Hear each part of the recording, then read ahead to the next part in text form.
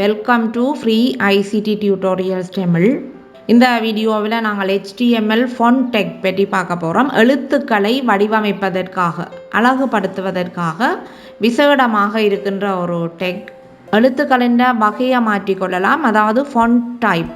எழுத்துக்களின் பெருமெனை மாற்றிக்கொள்ளலாம், font size. எழுத்துக்களின் கலரை மாற்றிக்கொள்ளலாம், font color. எப்படின்னு பார்ப்போம். இதுக்கு பாவிக்கிற டெக் ஃபாண்ட், இது ஒரு பேர் டெக் FONT ஃபாண்ட். இந்த ஃபாண்ட் டெக்குக்கு நாங்கள் விசேடமாக அட்ரிபியூட்ஸ், 3 பிரதான அட்ரிபியூட்ஸை இதில் போட்டு காட்ட போகிறேன். ஃபாண்ட்டுண்டா கலரை மாற்ற போகிறோம் என்றால் COLOR போடப்படும். COLOUR பாவிக்கக்கூடாது. அட்ரிபியூட்டை போட்டுட்டோம், சமனடையாளம் போட்டு டபுள் குவட்டேஷனுக்குள்ளே எழுத போகிறோம் ரெட்.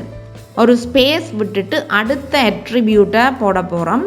சைஸ் ஈக்குவல் 15 என்று போட்டுக்கொள்வோம். அடுத்தது ஃபாண்ட்டின் ஸ்டைலை மாற்றிக்கொள்ள போகிறோம். அது ஃபேஸ்.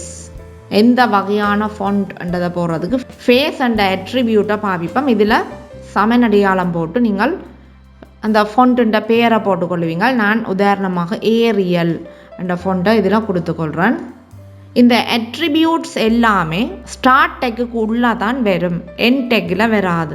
இப்போ ஸ்டார்ட் டெக் கொடுத்துட்டோம். எங்களுக்கு ரெட் கலராக 15வது ஃபாண்ட் சைஸாக ஏரியல் லெட்டர் கிடைக்க போதும்.